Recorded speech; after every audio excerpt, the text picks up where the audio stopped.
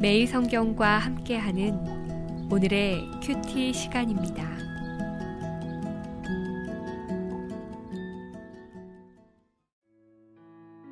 (1월 17일) 오늘의 말씀은 요한복음 5장 30절에서 47절입니다.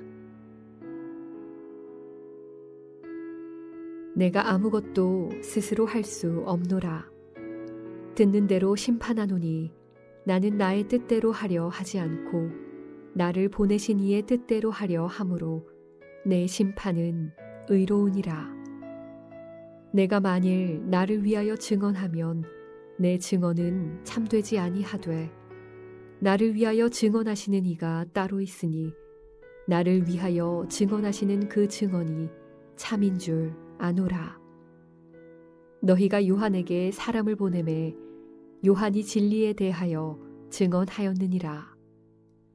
그러나 나는 사람에게서 증언을 취하지 아니하노라.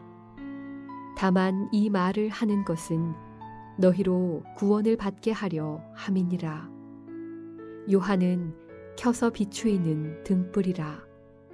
너희가 한때 그 빛에 즐거이 있기를 원하였거니와 내게는 요한의 증거보다 더 큰 증거가 있으니 아버지께서 내게 주사 이루게 하시는 역사, 곧 내가 하는 그 역사가 아버지께서 나를 보내신 것을 나를 위하여 증언하는 것이요 또한 나를 보내신 아버지께서 친히 나를 위하여 증언하셨느니라. 너희는 아무 때에도 그 음성을 듣지 못하였고 그 형상을 보지 못하였으며 그 말씀이 너희 속에 거하지 아니하니 이는 그가 보내신 이를 믿지 아니함이라. 너희가 성경에서 영생을 얻는 줄 생각하고 성경을 연구하거니와 이 성경이 곧 내게 대하여 증언하는 것이니라. 그러나 너희가 영생을 얻기 위하여 내게 오기를 원하지 아니하는도다. 나는 사람에게서 영광을 취하지 아니하노라. 다만 하나님을 사랑하는 것이 너희 속에 없음을 알았노라. 나는 내 아버지의 이름으로 왔음에 너희가 영접하지 아니하나 만일 다른 사람이 자기 이름으로 오면 영접하리라. 너희가 서로 영광을 취하고 유일하신 하나님께로부터 오는 영광은 구하지 아니하니 어찌 나를 믿을 수 있느냐.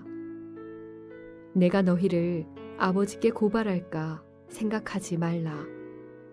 너희를 고발하는 이가 있으니 곧 너희가 바라는 자 모세니라. 모세를 믿었더라면 또 나를 믿었으리니 이는 그가 내게 대하여 기록하였음이라.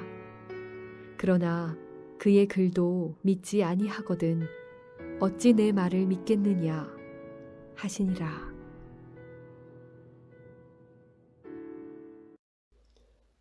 안녕하세요. 오늘은 요한복음 5장 30절부터 47절을 묵상하겠습니다.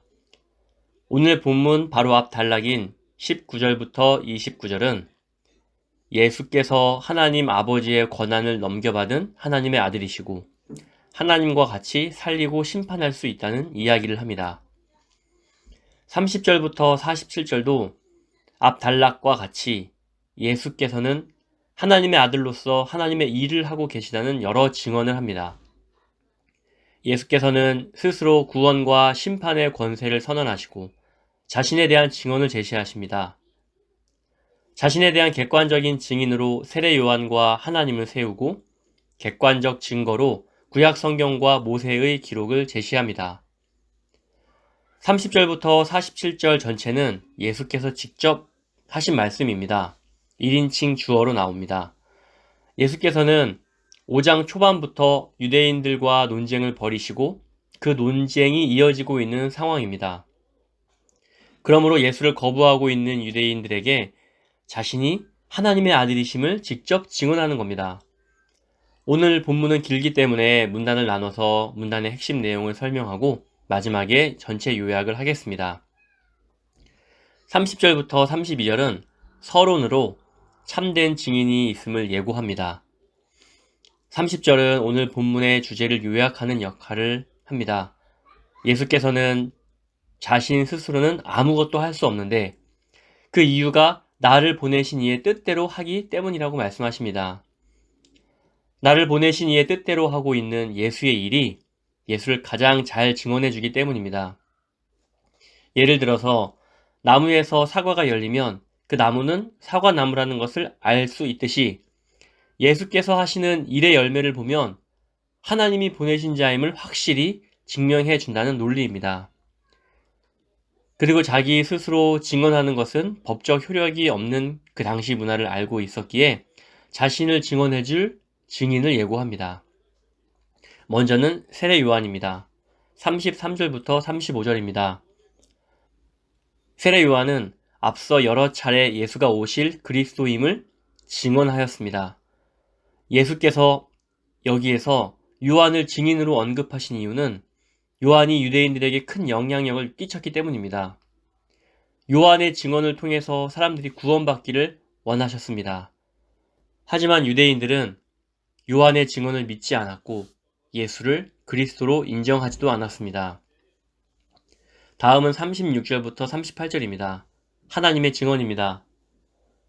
예수께서는 요한의 증언에 이어 또 다른 증거로 자신이 행한 기적 사건을 언급하십니다.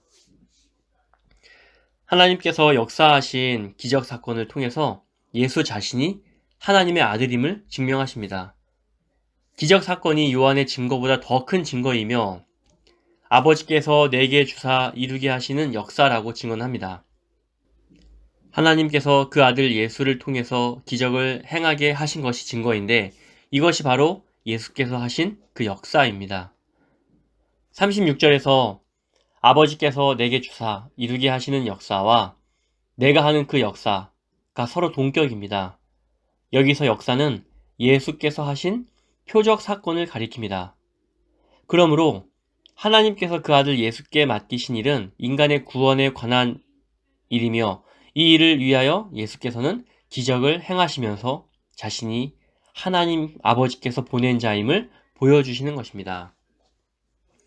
이어서 39절부터 44절은 구약 성경의 증언입니다. 39절에서 성경은 구약 성경을 말합니다. 예수께서는 당시 유대인들이 구약 성경을 열심히 연구하는 목적이 영생을 얻기 위함이었다고 밝히십니다. 유대인들은 예루살렘 성전이 무너진 후에 성전에서 드리던 희생 제사를 대신하여 성경을 읽고 연구하였습니다. 그들은 말씀을 소유하는 특권을 갖고 있었지만 가장 중요한 사실을 간과했습니다. 그 성경이 예수 그리스도에 대해서 기록된 내용이라는 점을 알지 못한 것입니다. 예수는 친히 이 성경이 곧 내게 대하여 증언하는 것이라고 분명하게 말씀하십니다. 이 말씀은 1장 45절에서 빌립이 나다나엘에게 말한 내용을 떠올리게 합니다. 요한복음 1장 45절입니다.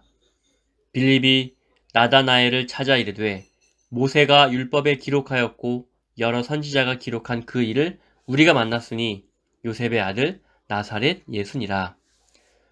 오늘 본문이 예수님과 유대인들 사이의 논쟁 부분이라고 앞서 말씀드렸지요.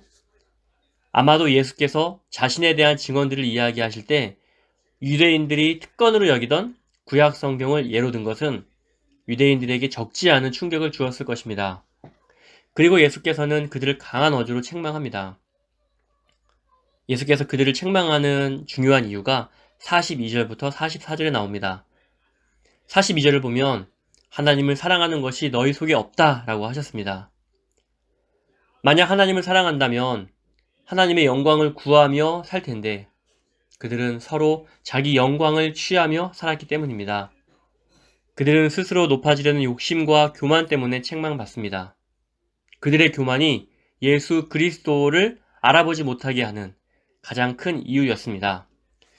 마지막 45절부터 47절은 모세의 증언입니다. 이 단락의 세 구절은 유대인의 믿음과 관련된 내용입니다. 예수께서는 유대인의 영웅인 모세에게로 화제를 돌리십니다. 유대인들에게 모세는 가장 경건한 신앙의 사람이며 의롭고 지혜로운 인물이었습니다. 그들은 스스로 모세의 제자로 여겼습니다.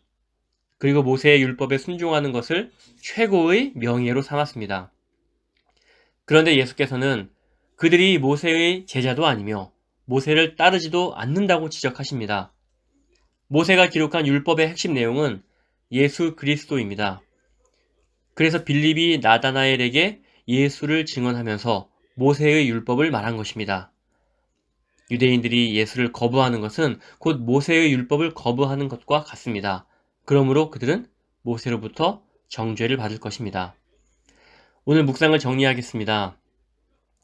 5장 초반부터 시작된 예수와 유대인의 논쟁 마지막 부분에 있는 오늘 본문은 예수께서 자신을 하나님의 아들로 증언하는 내용입니다. 객관적인 증인으로 요한과 하나님을 언급했고 객관적인 증거로 구약성경과 모세의 증언을 들었습니다. 이 모든 증거는 유대인들이 예수님을 하나님의 아들로 인정하기에 충분한 것들이었습니다. 저와 여러분은 어떻습니까?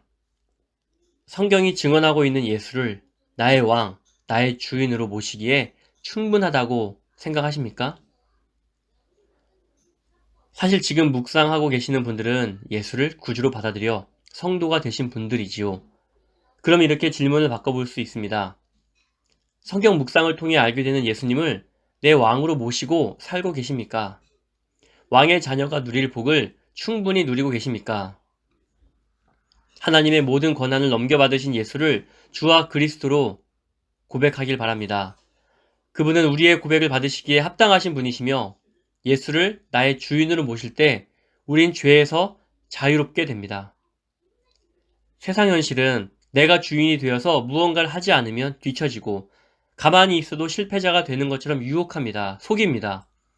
그 속에서 나의 주인이신 예수님을 신뢰하여 세상의 속임에 연연하지 않는 성도님들 되시길 소원합니다. 오늘 하루 하나님에게서 오는 영광인 구원의 기쁨을 구하시고 하나님을 사랑하는 것이 마음속에 가득 넘치시길 소원합니다. 아멘.